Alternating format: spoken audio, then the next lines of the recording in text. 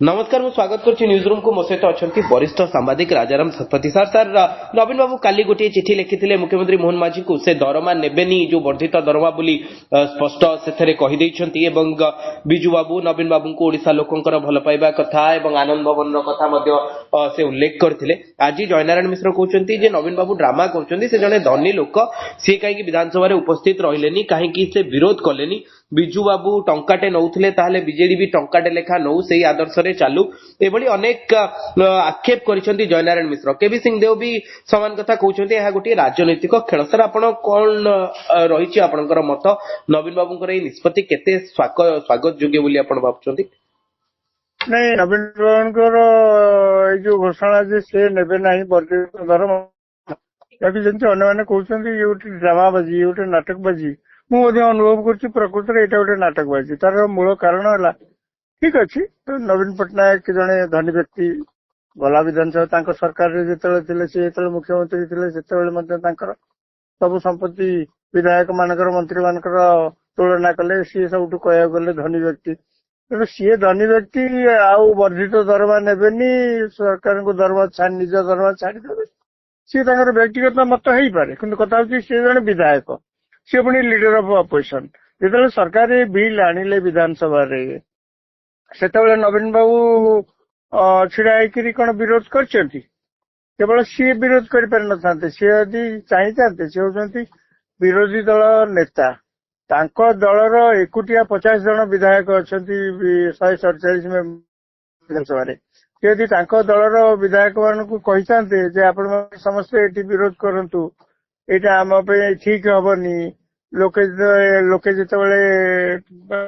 चाकरी दल विकल होती सरकार जितेबाला प्रतिकूल परिस्थिति गति करुच्ची नाना प्रकार समालोचनार शिकार होती कहीं कंट्राक्ट सब पिला रखा शिक्षित युवक युवती मान कंट्राक्ट रखा शिक्षक माने खरा शीत काकर बस विधानसभा आगे दिन दिन धरी धारणा दौरान कंट्राक्ट किए रही 3000 टका किए 5000 टका किए 10,000 टका किए 13,000 टका अनेक टीचर अच्छा पिला पाठ पढ़ाऊँ नुआ पैसा दरमा भी टका सरकार दिखती सिंहदेव कहते राजनैतिक खेल हो पारे राजनैतिक खेल बोली कहते आपण ये गोटे प्रकार नवीन बाबू नहीं मुझे कथा कहूँ नवीन पट्टनायक जदि चाहते विधायक मान कहीकि ए बिल को विधानसभा विरोध करते जहाँ फल सरकार आपको प्रत्याहार करने बाध्य होते 50 जन विधायक जदि विरोध करेंगे सरकार आपण भावुं सरकार बिल की आगू आने चेष्टा करते साहस कर द्वितीय कथा हूँ जी जहाँ अन्य मैंने भी जी जहाँ सब कहते नवीन पट्टनायक धरत शासक दल किए नवीन पट्टनायक नाटकबाजी नवीन पट्टनायक तो ये नाटकबाजी सी आदर किसी पॉलिटिकल फायदा हासिल करने की सी प्रकार कहते निष्पत्ति जो विधानसभा किसी कहले कहते कि अन्य मैंने शासक दल जो मैंने समालोचना सर ओडिशावासी कौन आपको ग्रहण करेंगे केवल जे नवीन बाबू तांकर दरमा नेबेनी ताहा तो नुह किंतु बाकी जो बिजू जनता दल नवीन बाबू को छाड़ी देकी आउ जो 49 जन विधायक रही से तो पैसा नेबे टंका नेबे ग्रहण करेंगे नहीं मुझे कथा कहूँ नवीन पट्टनायक जदि विरोध कर विधायक मान तो किए विरोध कले से तो खुशी हाँ रे हाँ मारिकी कहीं पैसा 3,40,000 45,000 टका जनका विधायक दरवा बढ़ीज सी तो खुशी नहीं गले सपक्ष मत दौरान से कहते ये पैसा विधायक बढ़िया दरकार सी ये दरमा वृद्धि सपक्ष अच्छा विजु जनता दल जी विधायक एभली कि प्रमीला मल्लिक गृह में दरमा बढ़िया प्रसंग को उठे बोली आज जयनारायण मिश्र कहते ना जो मैंने समर्थन कथा कहते दरमा बढ़िया दरकार कई मना करना दरमा बढ़िया दरकार नहीं बोलिकी कि आप भूली जा उचित नुहे विधायक मैंने जनसाधारण सेवा करने एवं जनसाधारण जिते गोटे प्रतिकूल परिस्थिति पड़ी साधारण लोकटे गोटे 5,000 टका मासक रोजगार कला भाया तार किसी कोटी राह पाऊ नहीं से समय आप 3.5 लाख टका दरमा ने कौ प्रकार ये भल कम आप जनसेवा कर गणेश्वर बेरा कहले कौन से वेद ସେଇଟା ତ ବେଦ ନୁହେଁ ନା। ଗଣେଶ ବେହେରା କାହିଁ କହୁଛି ଆପଣ 3.5 ଲକ୍ଷ ଟଙ୍କା କାହିଁକି ନେଉଛନ୍ତି ଦରମା? ଆପଣ ଆହୁରି 10 ଲକ୍ଷ ଟଙ୍କା ଦରମା ନିଅନ୍ତୁ ନା ରାଜକୋଷରୁ, କାହାର କିଛି କହିବାର ନାହିଁ। କିନ୍ତୁ ଆପଣ ଭୁଲିଯିବା ଉଚିତ ନୁହେଁ ଯେ ଯାହାଙ୍କ ଭୋଟ ପାଇ ଏଠିକି ଆସିଛନ୍ତି ବିଧାନସଭାକୁ, ସେଇ ଲୋକମାନେ ଆଜିକା ଦିନରେ ଓଡିଶାରେ 2 ଟଙ୍କା ରୋଜଗାର କରିବା ପାଇଁ ତାଙ୍କୁ ରାହା ମିଳୁନି। ଆପଣ କୁହନ୍ତୁ ତ,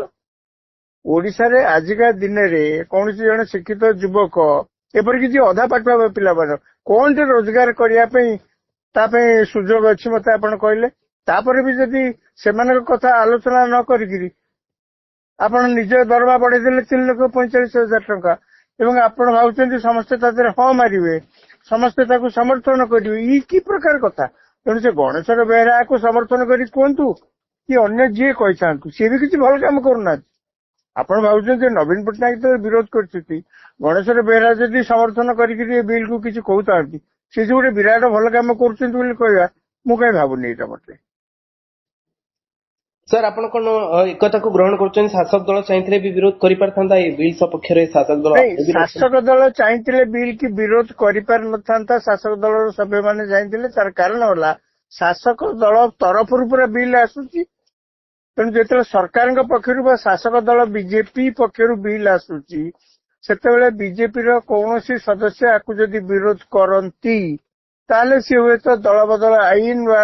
ଅନ୍ୟ ଆଇନରେ ତାଙ୍କର ବିଧାନସଭାର ସଦସ୍ୟ ପଦ କଟିଯିବାର ଆଶଙ୍କା ଅଛି। କାହିଁକି ନା ସେ ଦଳ ବିରୁଦ୍ଧରେ ଯିବା ଭଳିଆ କଥା ହବ। କିନ୍ତୁ ବିରୋଧୀ ଦଳରେ ଯିଏ ଅଛନ୍ତି ତାଙ୍କର ତ ଏ ପ୍ରକାର ଆଶଙ୍କା କରିବାର କିଛି କାରଣ ନାହିଁ ନା। ତାଙ୍କ ଦଳ ତ ଫର୍ମାଲି ନିଷ୍ପତ୍ତି ନେଇନାହିଁ ଯେ ଆମେ ବିଲ୍ କୁ ସମର୍ଥନ କରିବୁ କି ବିରୋଧ କରିବୁ।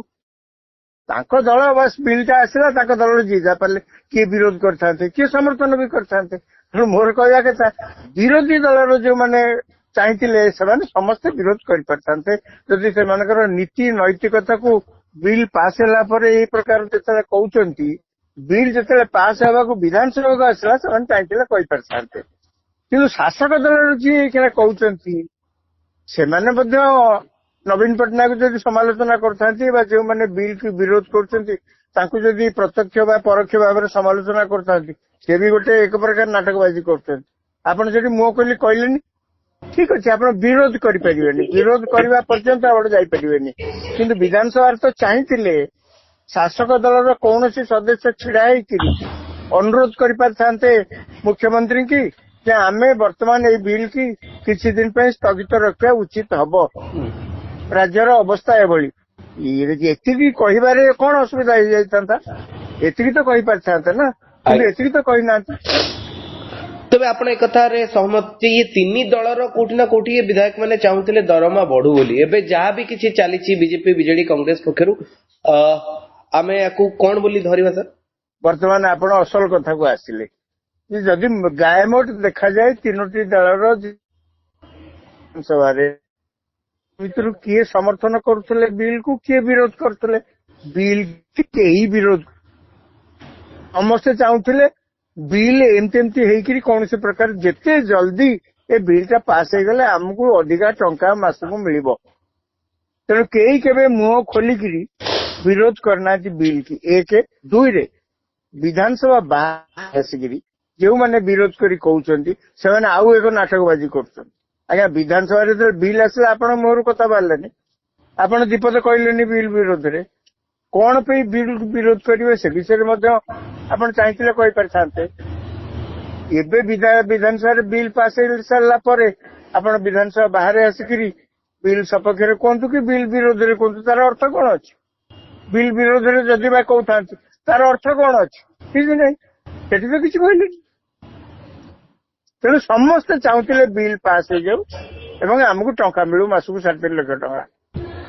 ଧନ୍ୟବାଦ ସାର୍, ଧନ୍ୟବାଦ।